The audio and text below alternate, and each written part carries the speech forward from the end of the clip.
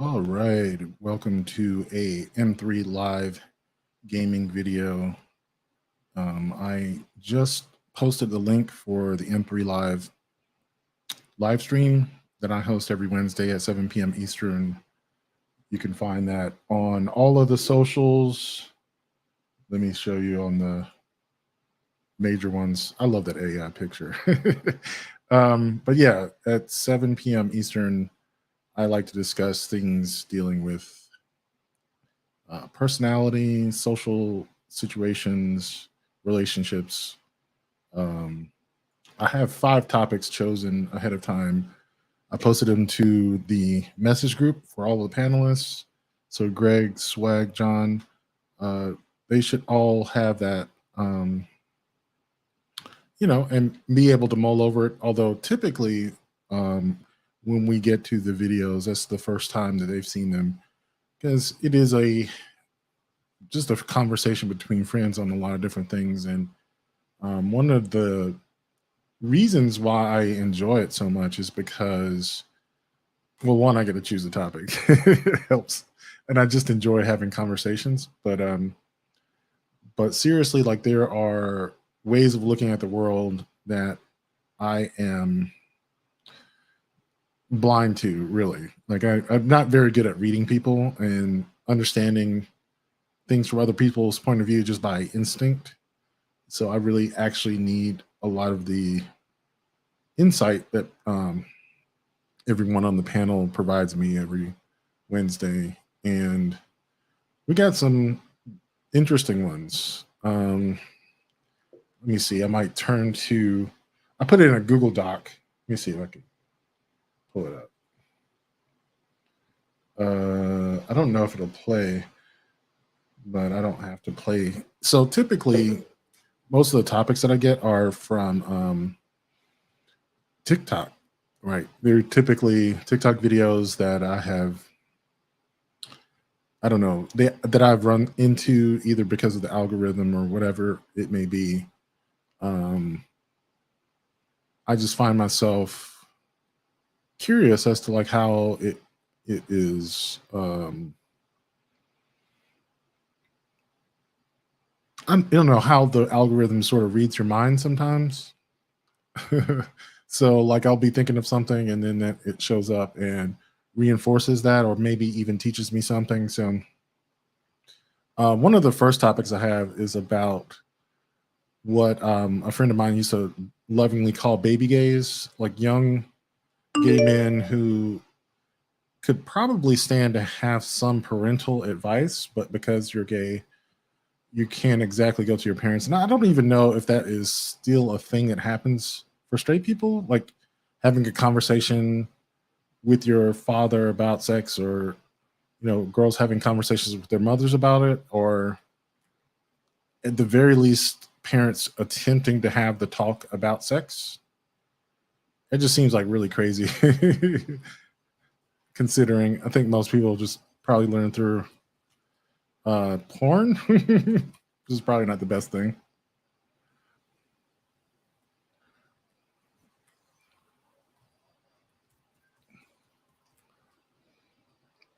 But yeah, I'm trying out this Hollow Fire Heart.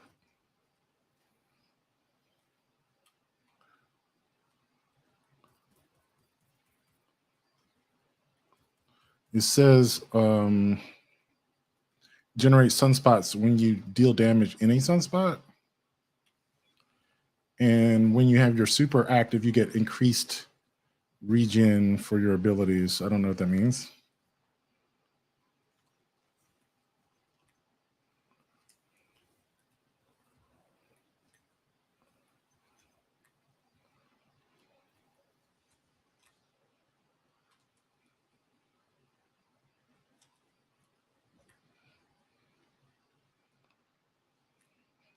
It seems like you get some sort of a,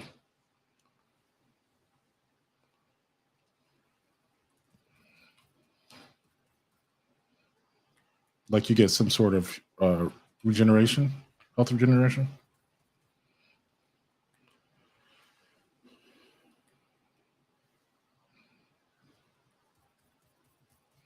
But yeah, I thought about how so many young gays probably learn about sex through porn. And as older gays, which I hate even using that term, what responsibility do we have to younger gays to like give them some advice? Because it can be real creepy because, you know, of course, like some of the people who are dealing the advice really want to fuck them. So it's not really like a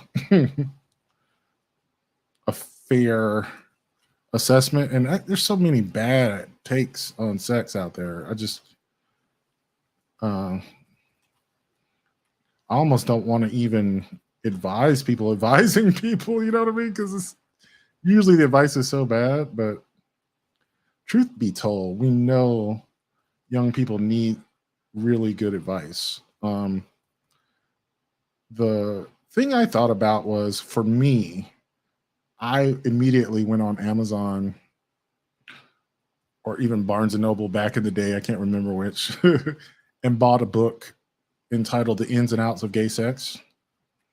And it was written by a gay physician who exactly educate people on the realities versus what you see in porn.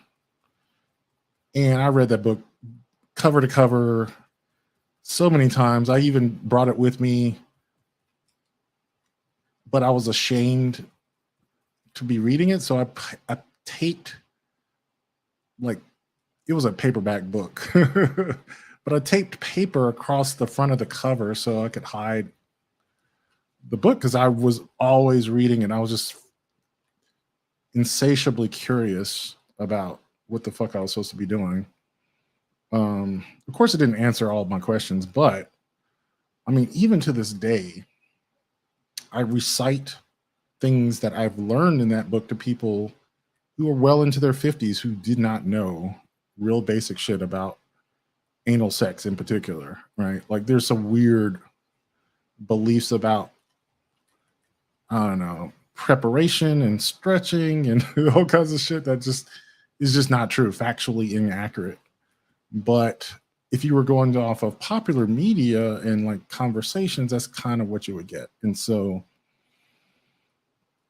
I don't know. I was just thinking about that. I wonder what interactions our panelists have had with young people and what sort of information that they pass along.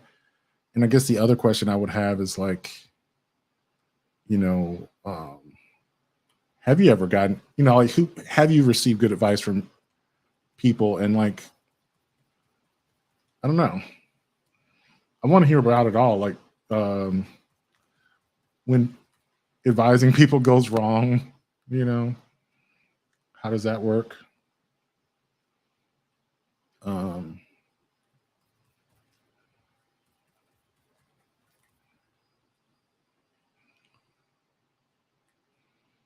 okay.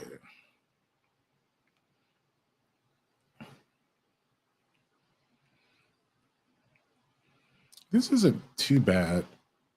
I don't know how much better the sunspots are. Um, but they're good. I don't know how it compares to the Loreley Splendor, but I like it so far. So that'll be one topic.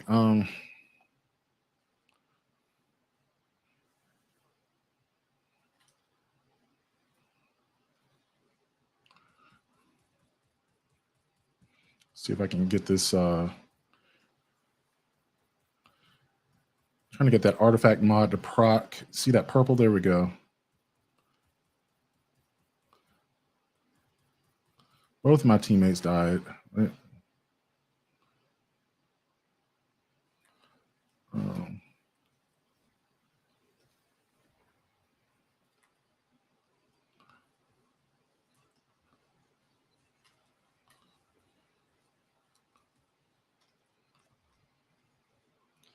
that was bogus, bro. I hate that shit.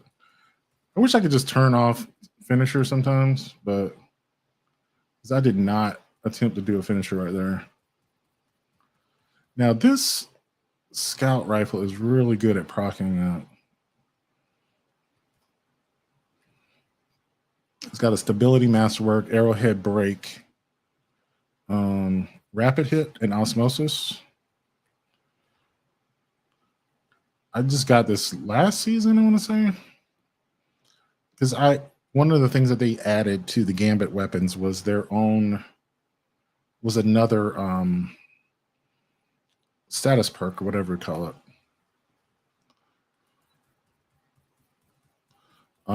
They added one that's called Field Tested, which I think is one of the best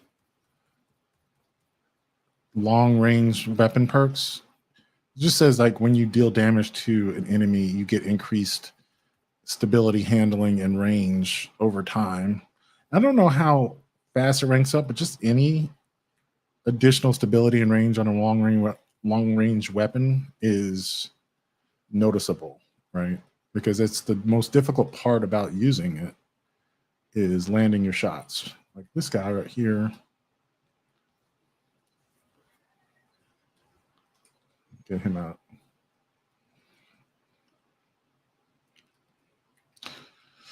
So yeah, advice to baby gays. Um, that sort of topic definitely depends on there actually being real experience amongst our guests, and everyone does have good experience. From what I can tell, it's one of the reasons I've enjoyed what we've been doing. Is I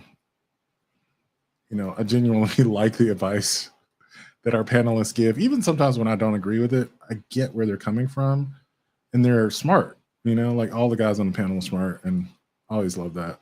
And ooh, that dude just got melted. Sorry. I was trying to get them. See how hard it is to get headshots on that dude. There we go. Yeah, just procced it right there. I wonder what that suppression or weakness is. Like what the percentage of that is. I'm guessing it's a 20%. Maybe just as low as 10%, but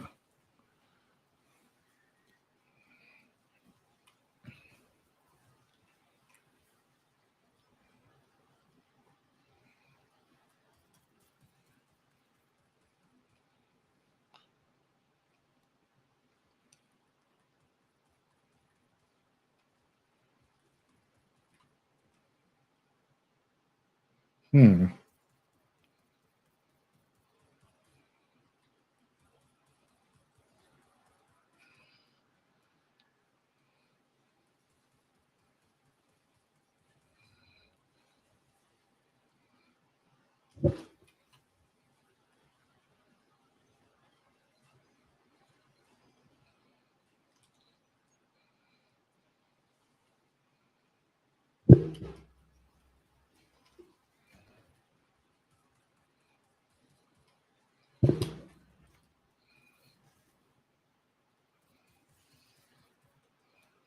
God, I hate that. Witch queef.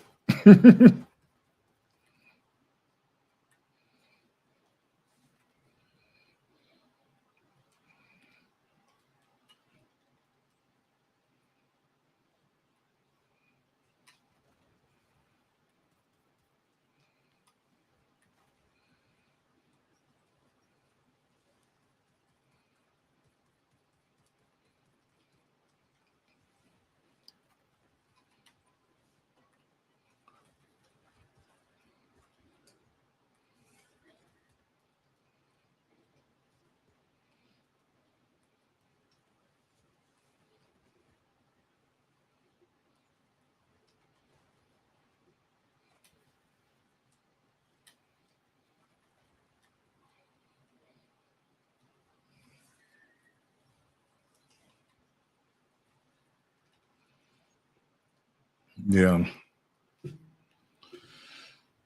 So that's the first one. I'm gonna play the video for it just because it's kind of funny. I just saw this on TikTok. Let's see, it'll play.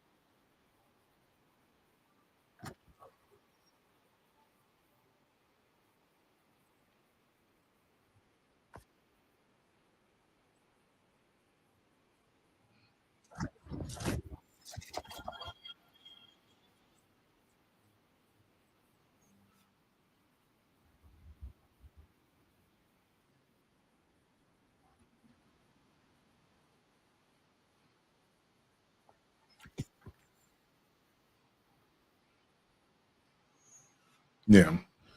So I found that whole um, conversation, that scenario that they created about a father and son conversation. Like, is that something that someone would actually ask their parents? Like, even if it were beyond the like micro specific gay themes, like, do kids really talk to their parents about sex like it's the 1960s or something? Like, I think most of the time they would go to the internet, but even then, it's like there are real issues with taking that advice from just randoms online. So I don't know.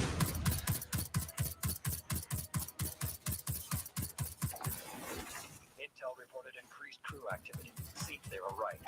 Never good when the cabal get this frisky. Whatever they're planning will be less effective without a commander. Get in there and take them out.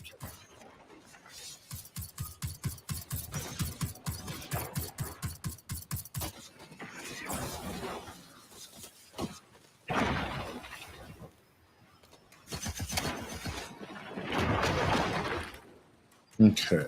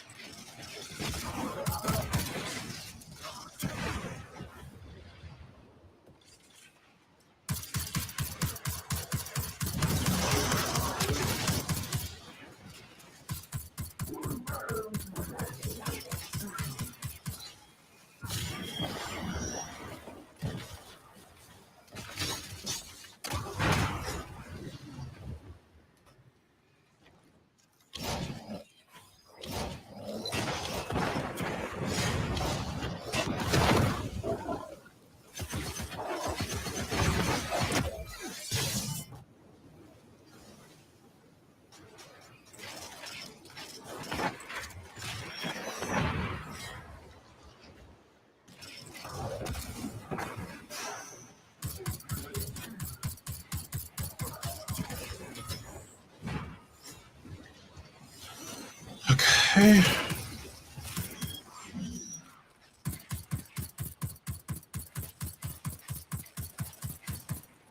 I couldn't get that to trigger. Okay.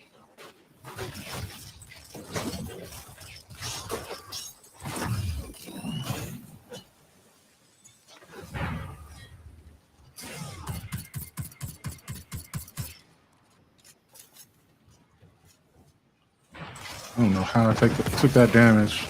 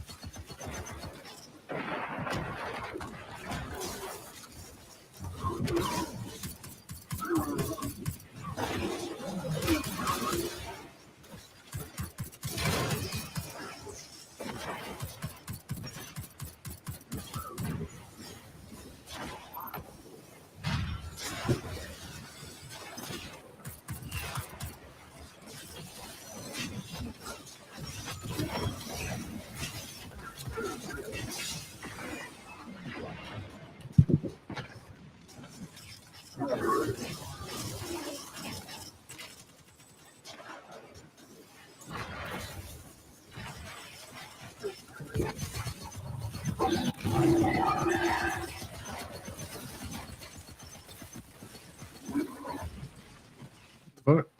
Oh.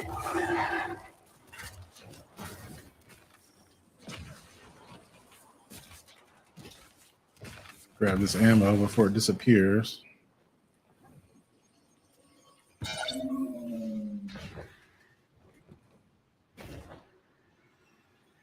Ironic that the land tank is grinding up Nessus for Cabal munitions. That's been the Vex plan for centuries. If either side were competent, they'd have wiped each other out already. So the task falls to us.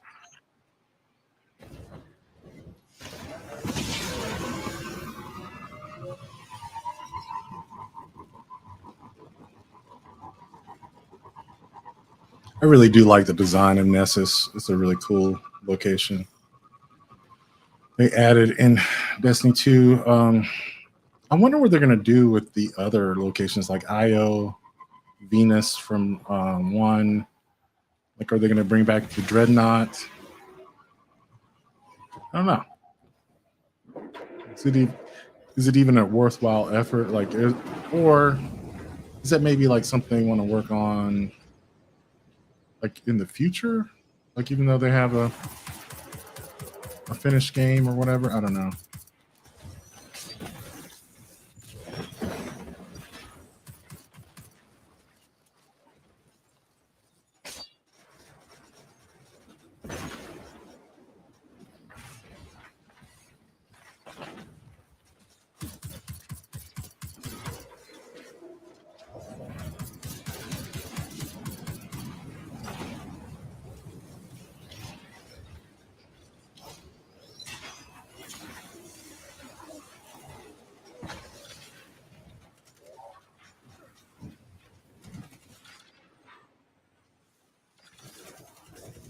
Grab some ammo.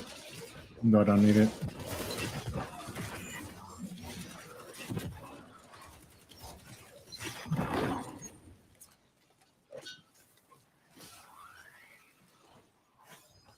I do like this scout. It's not perfect by any means, but it's one of the reasons I was happy that I reset my gambit. Last week there was double infamy, which means there's a chance I can get an extra perk when I focus these, or if I just get some.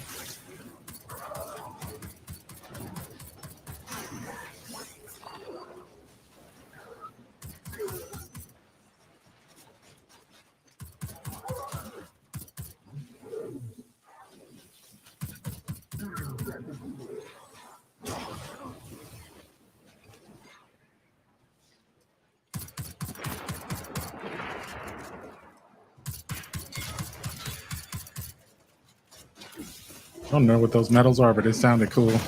That's it.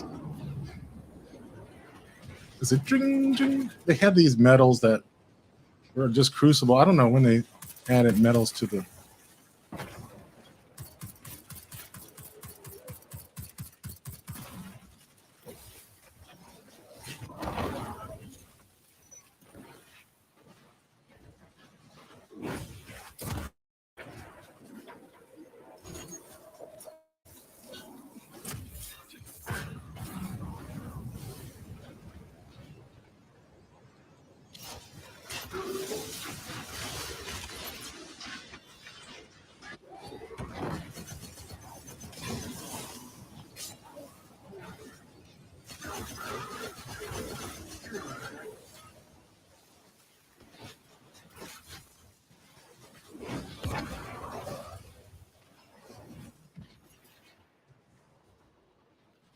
Okay, I see you, machine gun. Putting in damage like I've never seen. Might need to run some solar surges or something.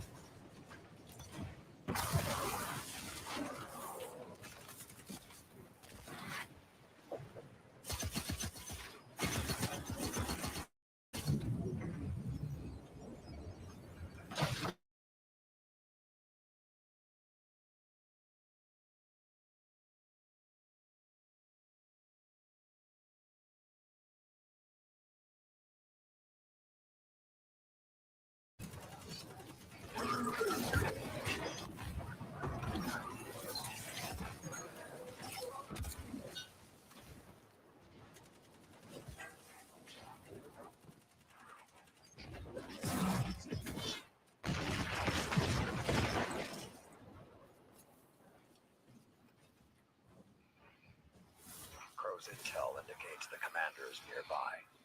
Challenge them. Fight us off. We've got other fires burning.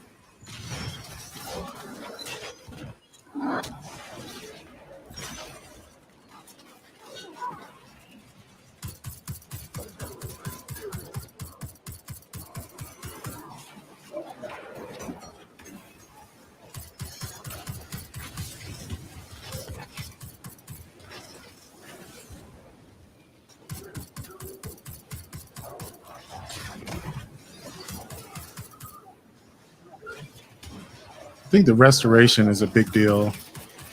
Just makes your sunspots better and you get more of them.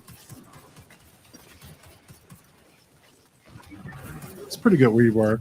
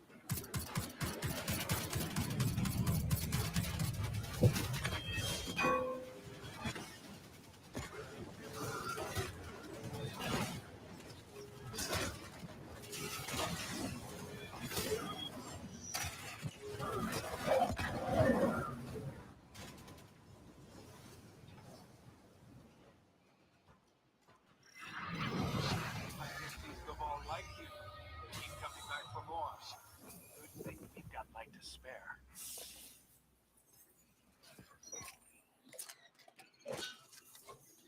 Okay. Sounds good. I think that worked. Let's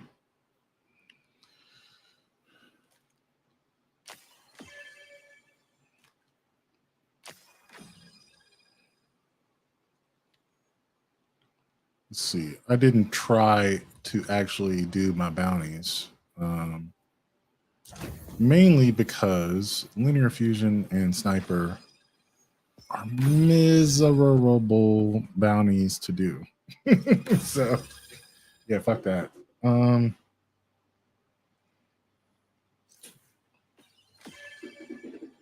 right. Next topic. While I'm thinking about it, I'm going to switch to the Scathe Lock. No. I'm going to stay on that. Switch to Prometheus Lens, let's say. And I can make this solar.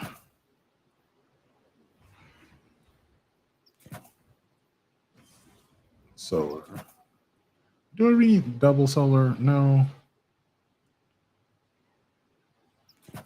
But I could add one of those. I don't need the recovery. Scavengers are a little weird, to be honest. Okay, so let's do that.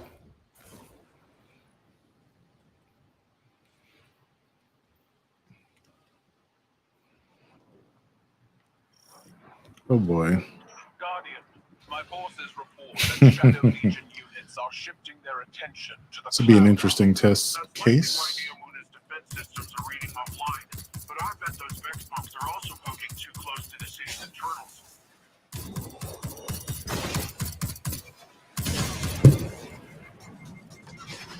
Almost dead from the get-go.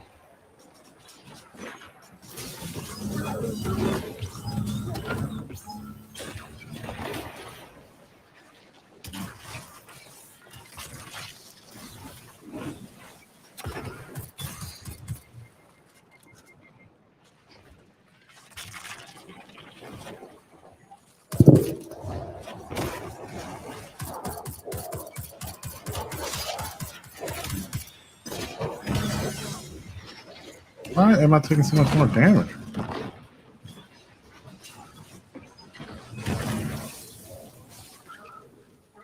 It's like, why am I not healing or anything?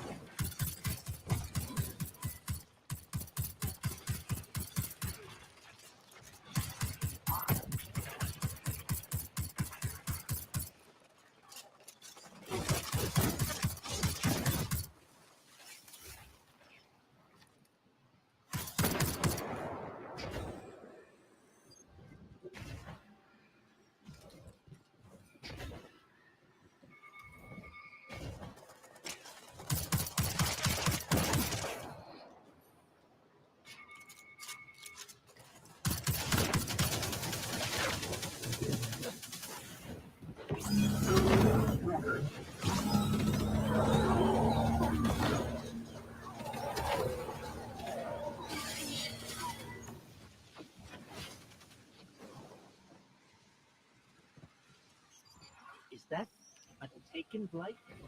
The Shadow Legion are forcing Taken into that Vex pocket. The Vex net uses similar gateways as the Cloud Arc, which means they could infiltrate the network and gain access to the Veil. Taken are relentless, especially under the Witness's control. We need to get in there and stop them.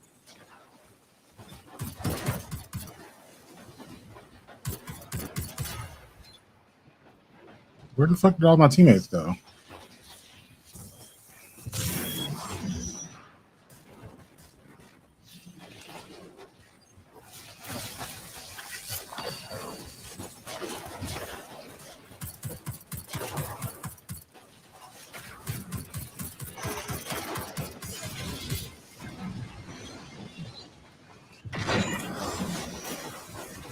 Good God.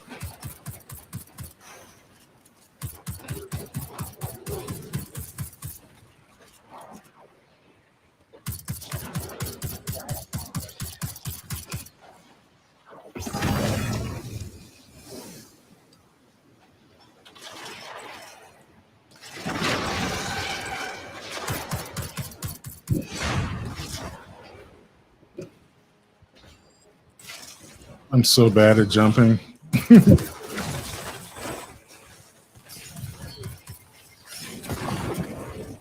I don't get why I'm taking so much more damage. I did take the...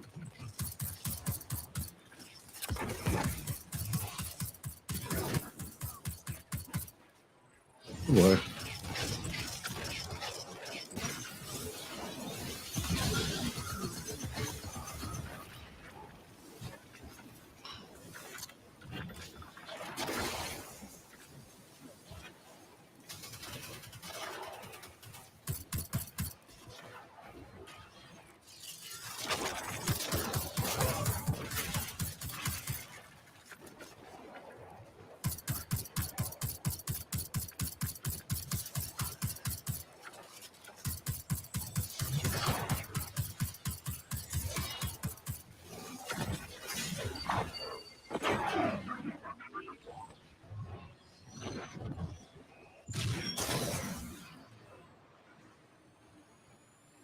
Damn. That burning effect keeps you from healing. I get it now. Okay.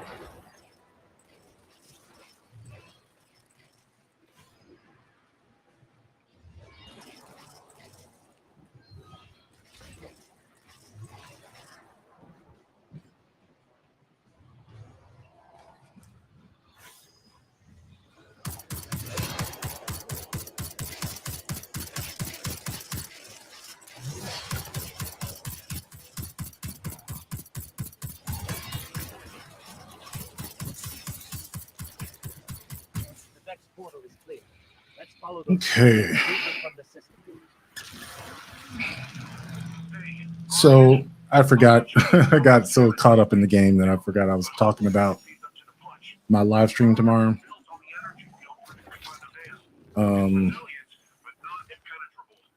So my first topic is actually going to be on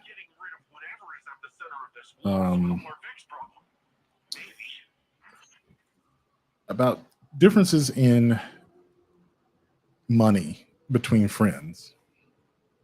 Now, what I mean by that is there was this article basically detailing how people in my age group have difficulty discussing money with their friends. And so they often end up going to functions or just like hanging out, doing things that are too pricey for them. And instead of like asking for, you know, less expensive activities to engage in, they just end the friendship.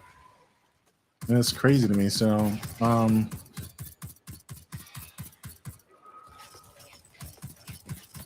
I've definitely been in situations where people who are in different income brackets, you know, approach the world in different ways. Obviously, money is a certain power in a capitalist society. So, you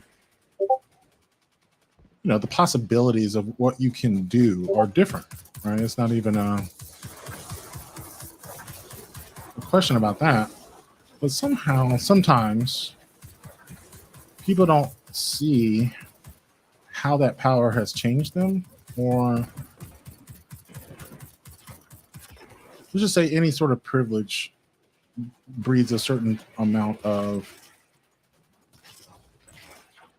I don't know, lack of awareness of that privilege, you know? And so it doesn't mean that you're always abusing it. It just means like sometimes you're unaware that your friends are going broke trying to keep up with you. You know, that's because you don't think about money like that. Or at least in the quantities that you're spending with your friends, like that's never going to break your pocketbook. Versus then they're like, do I really want to hang out with him? He's going to want to do something that's going to cost money. Maybe even getting to the place where you guys hang out is prohibitively expensive, you know? Another thing someone has brought up in a different article, not in this video, was the housing crisis poses a problem for friends wanting to hang out because people can't afford homes with as much entertaining space, right? So it requires you go spend money at a third location. And of course, if you do have a large home, you're probably paying a really large mortgage. Right now, housing is just stupid expensive. So yeah, that poses a problem for people hanging out. I was reading a article about something they call third spaces, which are basically places where you can go other than work or home. Like you could just hang out. I don't know for adults, but you know, when I was a kid, the place was the library. You know, it's just always the free entertainment spot for me. Like I liked reading, if not always reading, looking at the pictures in magazines.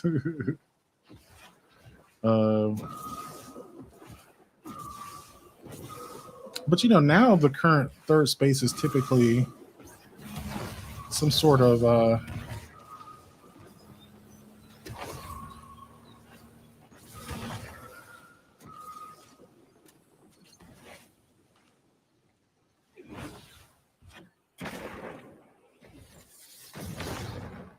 usually the third space is some sort of a bar or restaurant, which is going to cost you money. Sometimes those are reasonable spots. I can't say that I've been to one recently that's reasonable. They all seem pretty expensive at this point, but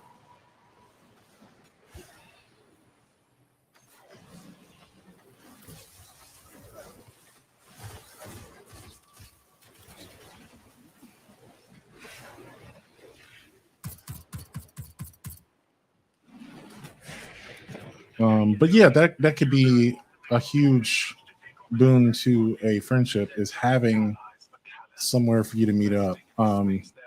Now there was such a few places like that in my adulthood. I played Magic the Gathering a lot, and for a short period of time, there was a couple of card shops in Albany that I would hang out at. But I don't play the card games anymore, and honestly, like I don't see myself getting into them again, just because I think the difficulty level was beyond me. Even though I did succeed at times, it was sometimes miserable to try to keep up, and it was also really expensive. I didn't know how to do it without it being expensive. I know some people who could manage it, but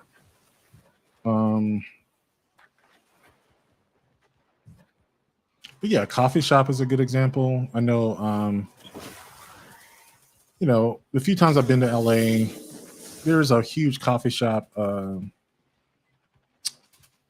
I guess ethos or whatever. Like it's part of the culture to hang out at coffee shops a lot more, and there are a lot more coffee shops. They usually want you to buy something, but a lot of those local coffee shops were reasonable. They weren't selling too much overpriced stuff. I mean, obviously, it was overpriced. That's the whole point, because you're paying for the restaurant, but for the rent, not the coffee.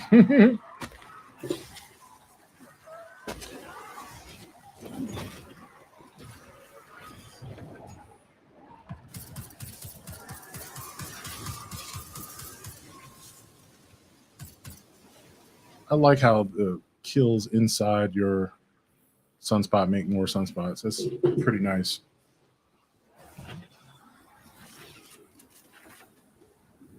Not very good at using the throwing hammer though. Anyway, let me play a little bit of the clip. Actually, I'm going to play the whole clip that I'm going to play tomorrow for the panel.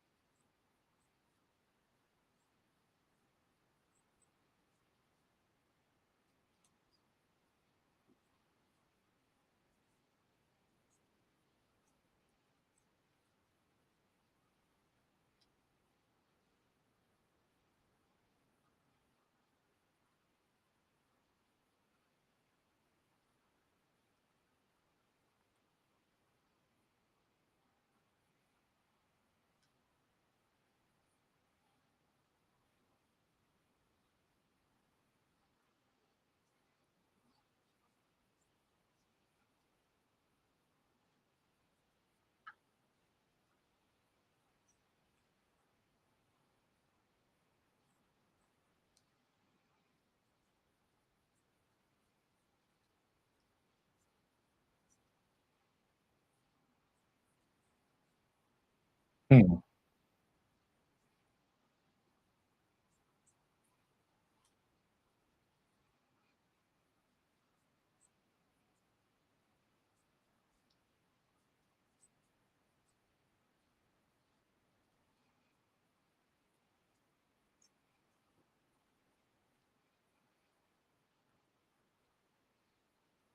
Hmm.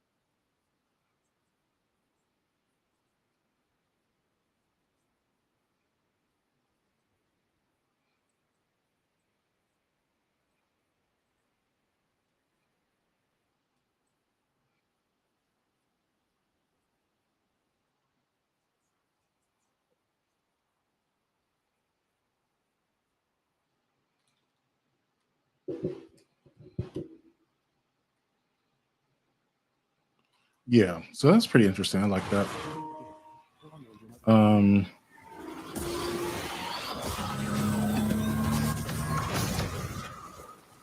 so I guess to me, the first kind of thought that comes to mind is like, oh fuck, I just got killed. Why the fuck did I just get killed so bad?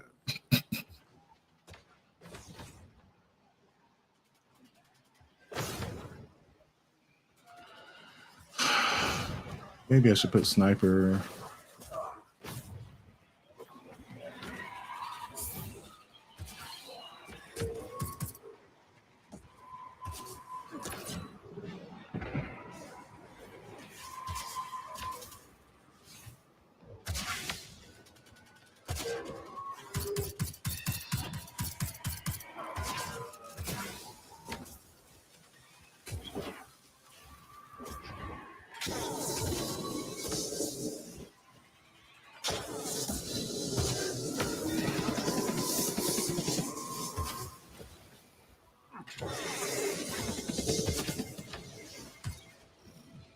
God.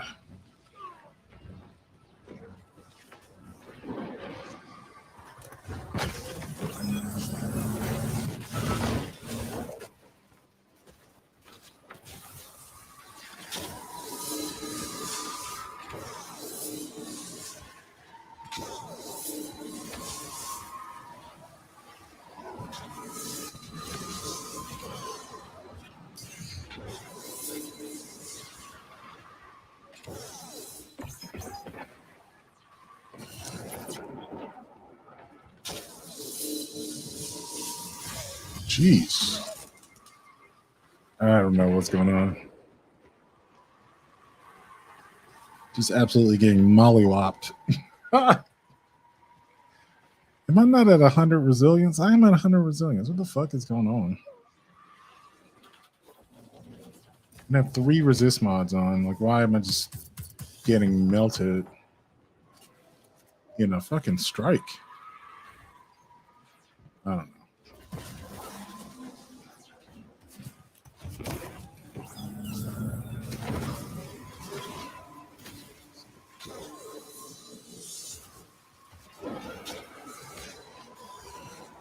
Fuck it. Let's go.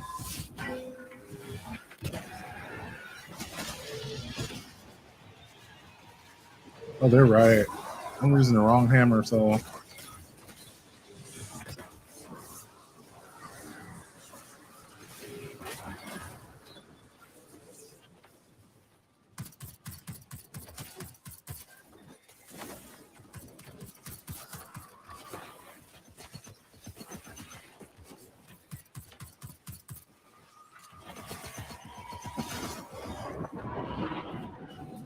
Jeez.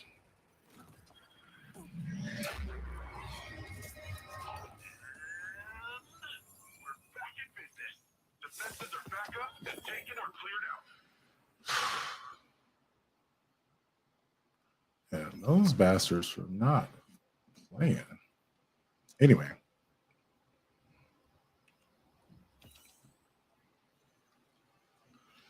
Yeah, so we're gonna have that discussion about why it can be so hard to discuss money. I do not have this problem. I see other people with it. It's one of those times where I'm hoping that like not all of us are so secure. I don't know. I don't know if anyone else has talked to me about that.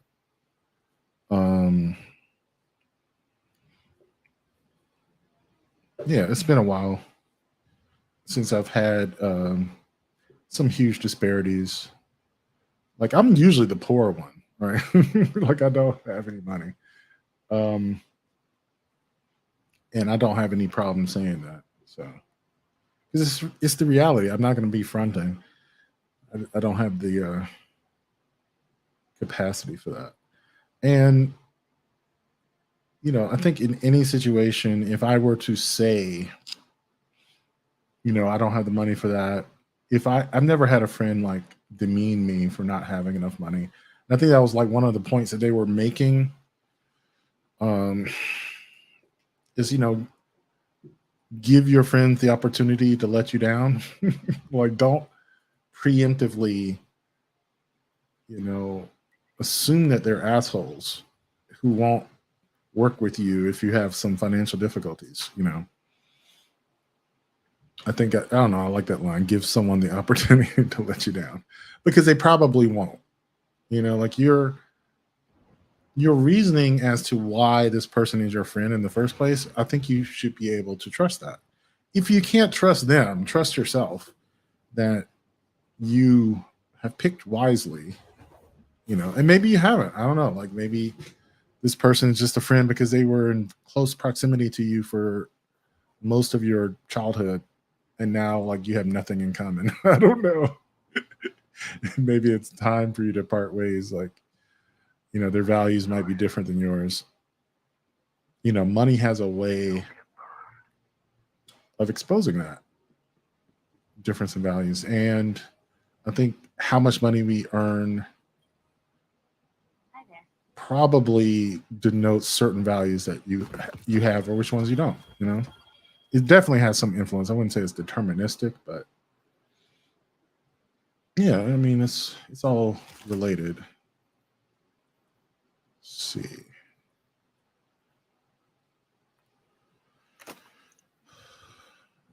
Yeah.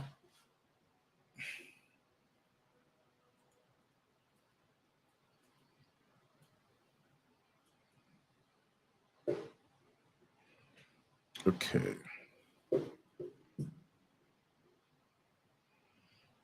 Let's see. Give me a second here.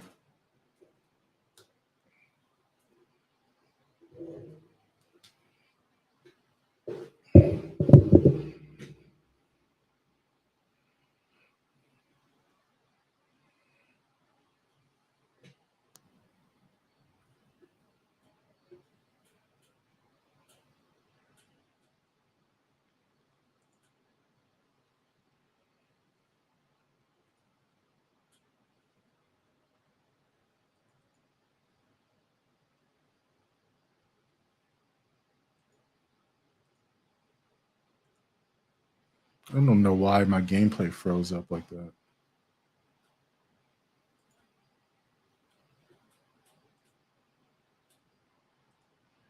Yeah, one of these days we're gonna have to go back in there and look at that. But yeah, I think it's time to do an altars of summoning. And for this, I'm gonna switch to Scathelocke. The Iron Banner wants you,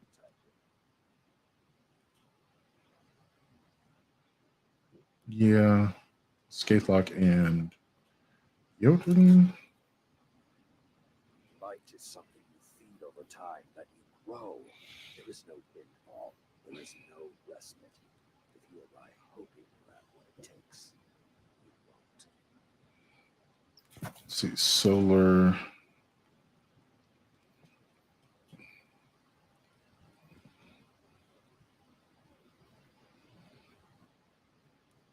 The other Guardians, they don't matter. Overcome yourself. Solar holster costs 2. Maybe. If Sabbath I mean, this thing is kind of annoying to reload. It is. All right, we are in uncharted waters. let's go. Dude, altars of summoning.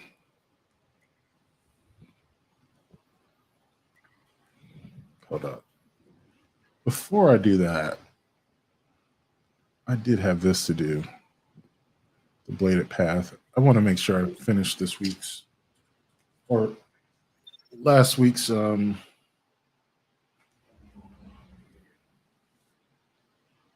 whatchamacallit? Last week's mission.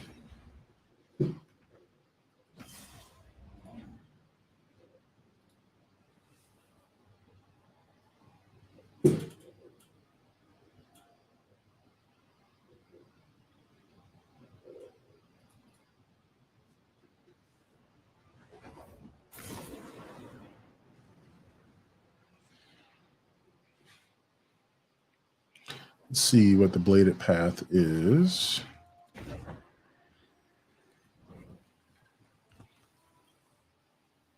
Okay, new plan. Grab some bounties real quick. Well, let's see some of them turn to the So this loadout I'm using right now actually deals with all the champions. I just realized that this auto rifle is anti-barrier.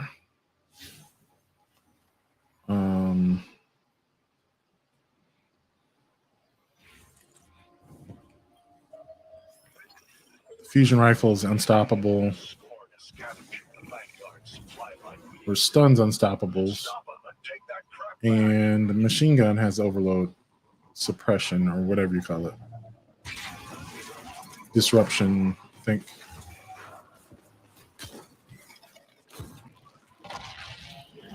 It's a pretty good loadout too. It's nice. I was thinking about changing my grenade to thermite.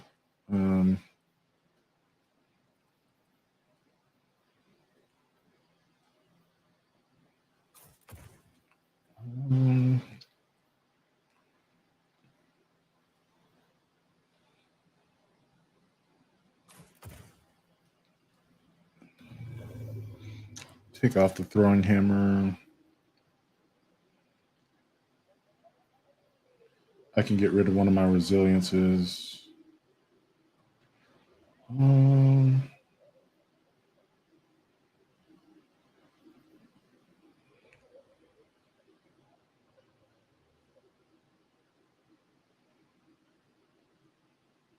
Yeah. I'm not even giving holster a chance, but so I'm thinking just double surge is better. Let's see how it goes. Okay. I can reload my Jotun.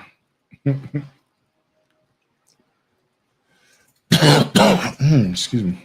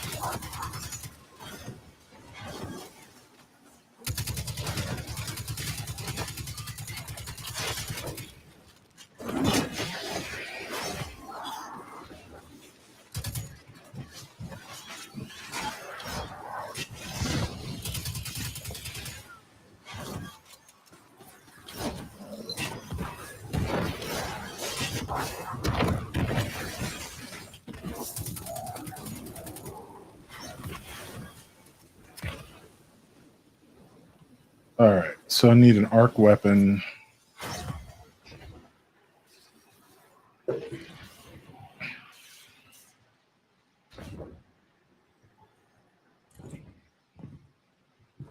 I even have one on me? No. Okay.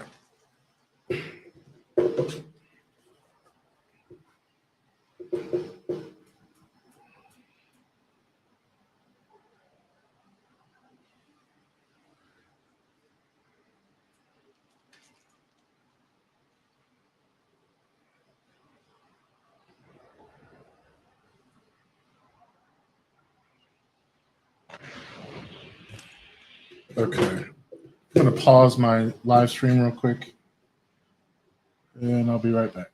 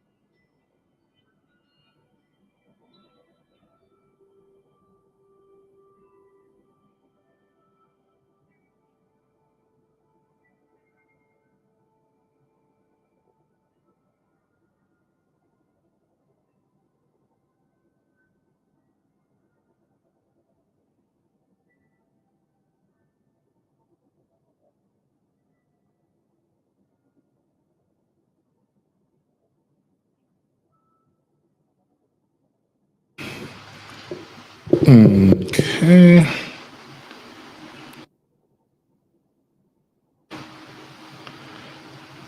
I didn't even mute that right. Okay, whatever. I am back. I had a grocery delivery I need to take care of. So let's see what's going on in the altars of summoning. It did change last week, so there could be some changes.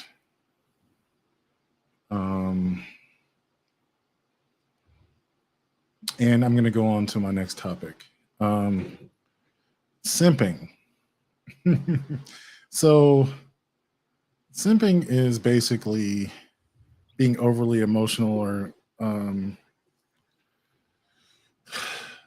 guess, chasing after someone who's not interested in you. And I think there are many causes for this. I think one is just a deep seated insecurity, right? And this one, I have to admit, is quite applicable to me, especially in my early days. I don't know exactly how to describe it, but I think for me, I had this overwhelming, I felt like a need to be with a certain person when I, found them attractive. Like I would spin these all kinds of crazy stories in my head of, like beyond just something that could happen in real life. It was truly like a fairy tale. Not that I took those stories seriously, but they were there in the back of my mind anyway. And when I first heard the term simping, it was actually while I was playing Destiny. Because I was like, what is this? And at first I took it to be like, a guy who becomes a pussy when he finds a girl that he's into, being pussy whipped, whatever. Which I suppose is a lot of the criticism, a lot of um, the critique, I guess. I don't even know what I would call it. Is it togetherness is on?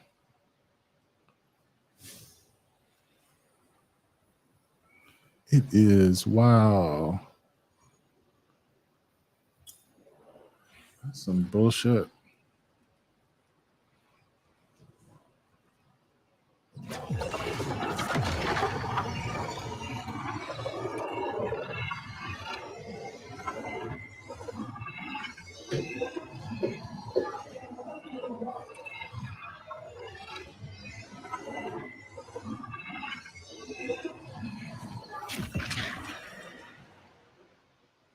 I never expected to see you glowbugs fluttering around down here. I figured this place was too gritty for you.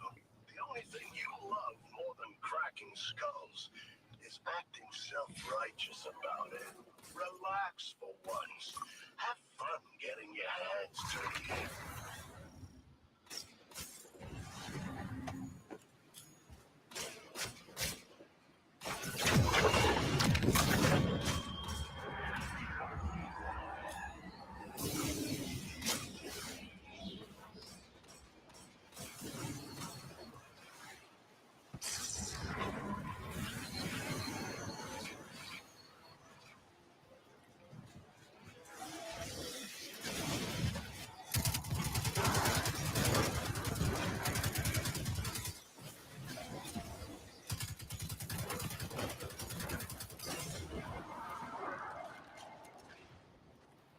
I'm not exactly sure what that guy gave me, but that's cool.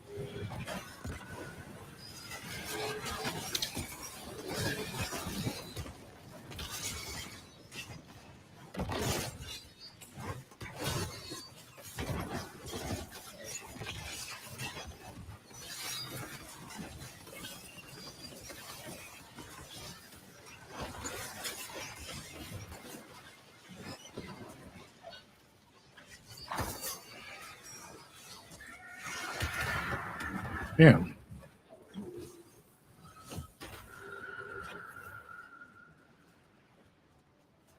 I've seen the boss killer subjects in all kinds of ways. That was a ass whooping they gave out. Was the most entertaining.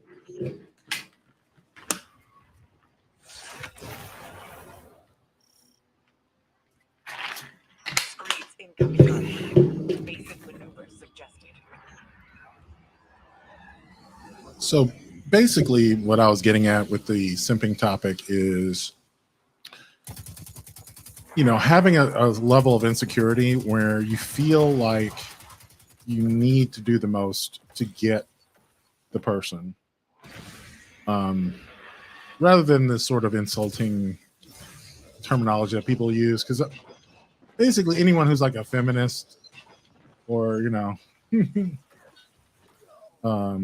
slightly liberal is going to be called a simp online, which, you know,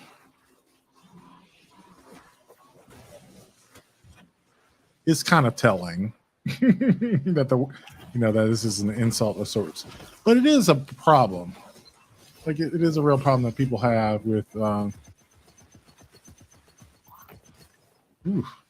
one person put it this way, that there's an unwritten expectation to access that you should be given when you act a certain way towards your love interest, right?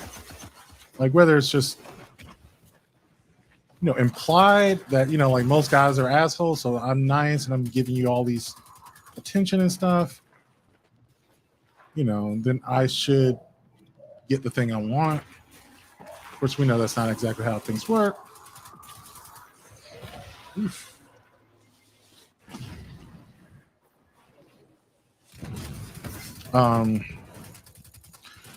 And I think it still applies to me to this day, actually. Not so much a simp, but I get a little bit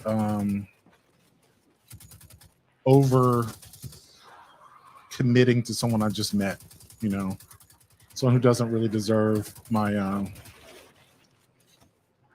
my full attention. You know, like I only know the version that they've let me see of them, you know, and I'm taking that to like degrees I probably should not.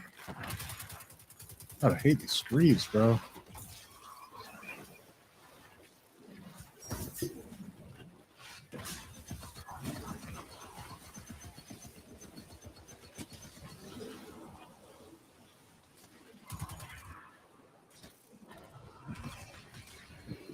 Oh my God.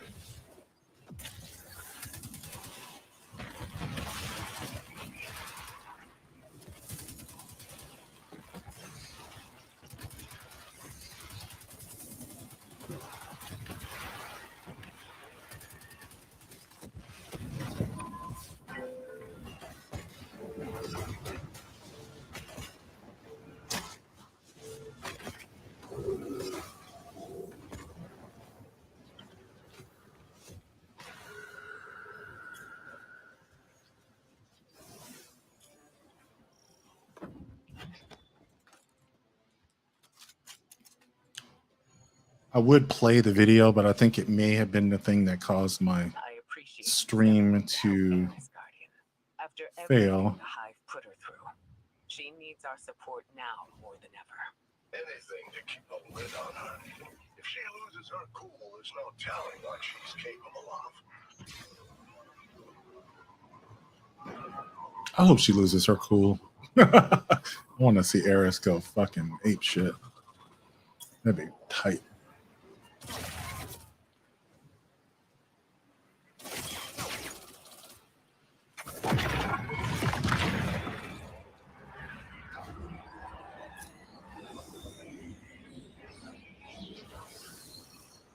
This guy's super nice. Thank you.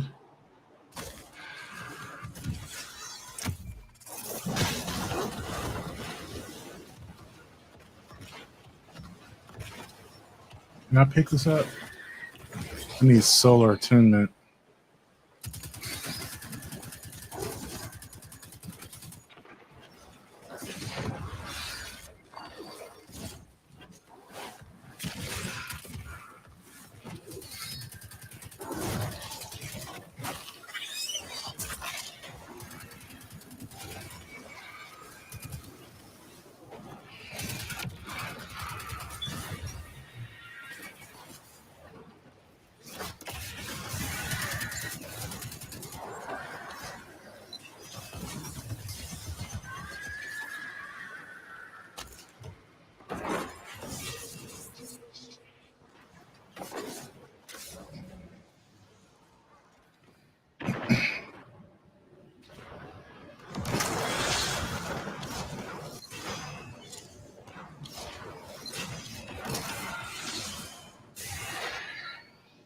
Yeah.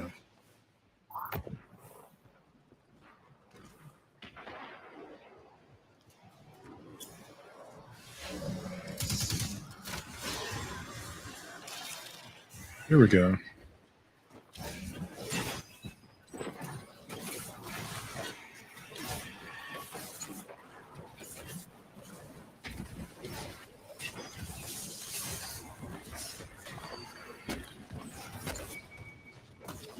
Oh, come on.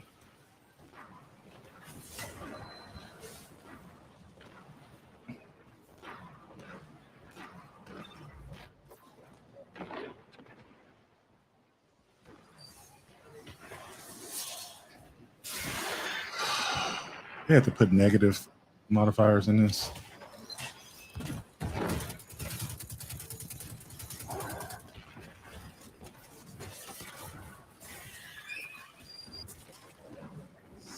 Okay.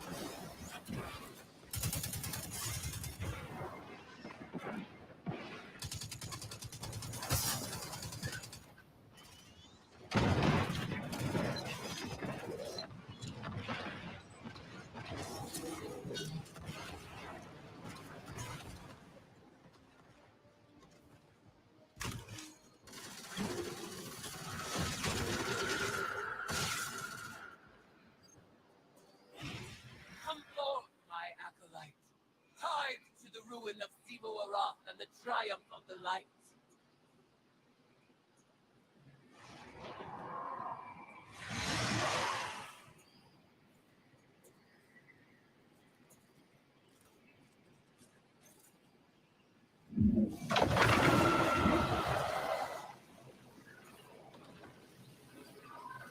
They had a pretty cool team. I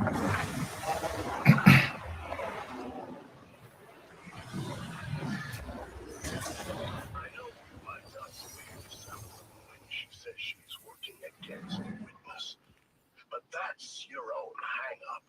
She's too clever to serve somebody like that smoky weirdo. Zivu's no dope either, but she's totally committed to sword logic. The witness was able to manipulate her by telling her what she wanted to hear. It never pays to love something so much you stop questioning it.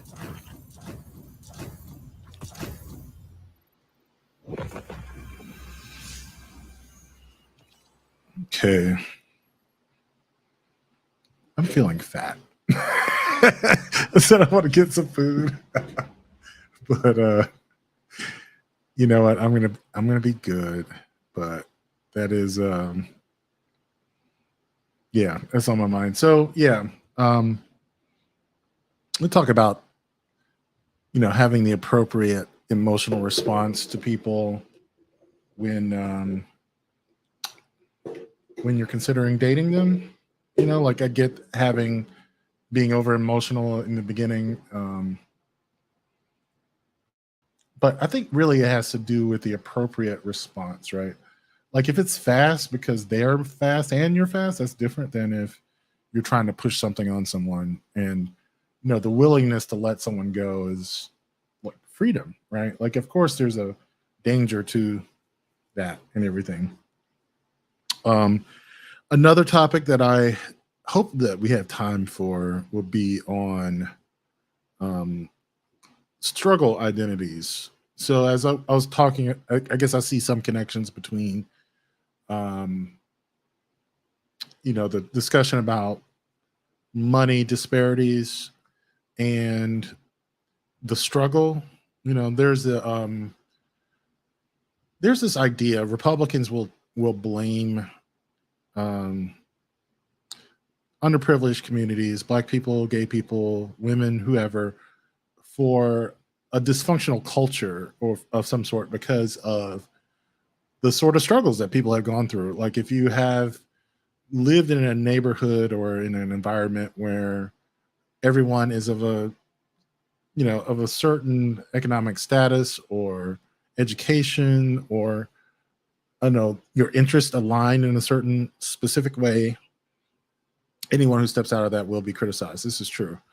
And so there are notes of truth to otherwise bad faith arguments about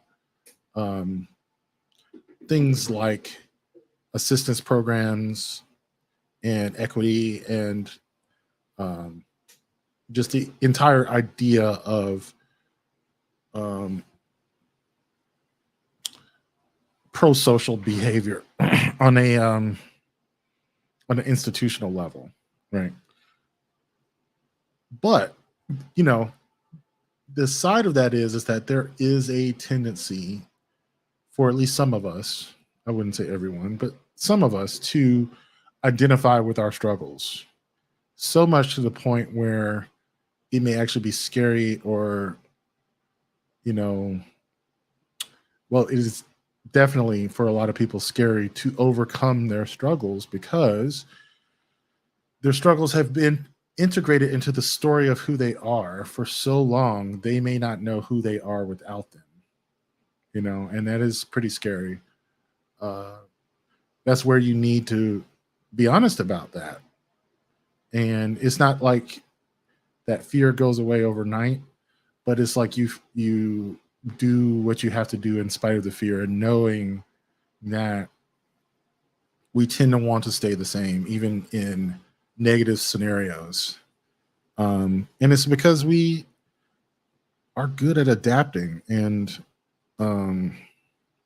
incorporating difficult things into who we are, and sometimes that's appropriate, because you have no external control over your situation. But then it's not always appropriate when there are plenty of cases and times when you could have resolved an issue, but you chose a more passive route because, you know, you would actively be destroying an aspect of your identity, you know, and that's very cerebral, I know, and you know, we will definitely get into examples. The TikTok video that I'm getting this from had a few examples, and I'm hoping that we have some more on the live stream. And then I'm going to have a discussion about forgiveness and why I think it's sometimes bullshit. And so that forgiveness as an imperative, as a moral imperative, that like you're somehow less of a person if you're unable to forgive someone who hurt you, I think is bullshit. But at the same time, what this video indicates and what I tend to agree with is that forgiveness is easy once you have healed yourself. You know, once you have gotten to the place where this person who hurts you no longer triggers anger, when there's no shame, when there's no fear of that person, forgiving them is easy.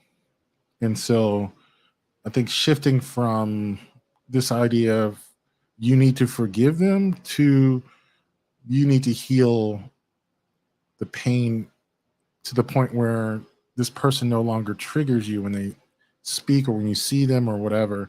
And I'm not saying that's even possible. I mean, if I'm speaking from my personal experience, there are certain people who will forever be burned into that sensitive part of myself, right? Like maybe it's a lot less painful than it was years ago, but it's always going to be painful. And it's been so many years in certain cases where I'm asking to heal a wound from a previous version of that person. Like that person has genuinely changed and grown and has struggles of their own. And they don't even really need any lesson or forgiveness from me because they've grown and they move past the injury that they've caused. And I haven't, you know, and that's okay. I'm starting to realize like you don't really need to forgive anyone, especially if you don't have to be in their presence. Like if you can choose to just, cut that person off and it's whatever, then yeah, you can just do that. So yeah, forgiveness is not necessary. But I think growth is good. Healing and growth is a positive thing. You may not always be able to get to the full point where forgiveness is easy. But forcing it, I think, is silly as well. So on that note, I would like it if you would subscribe to our Male Media Mind YouTube channel. You go to youtube.com/Male Media Mind. Subscribe, hit the bell. You'll get a notification when we go live. My live stream starts at 7 p.m. on tomorrow. Greg, Swag, and John, I believe, are joining me. And if you want to ask any questions or comments in the Q&A, do that. We'll also have news and things that are making us happy. And there will be an after show, a very short after show for our patrons. If you would like to support Male Media Mind, go to patreon.com/Male Media Mind. You'll get early access to the M3 Bearcast on the weeks that it comes out, and it'll be a video. And you'll also get backstage access from our live streams. So, and just supporting us. I mean, at the end of the day, the extra content isn't the point. It's just a way of saying thanks. But if you like what we're doing, having patrons has been a game changer for me. Like as far as my commitment to putting out an entertaining show every week and promoting it, like it gives me the energy and the drive to get it done. Because I know that I have a support, a supporting audience. I mean, that's pretty awesome. So, on that note, I will catch you in the next live stream. Thank you for watching. I will see you in the next one. Peace.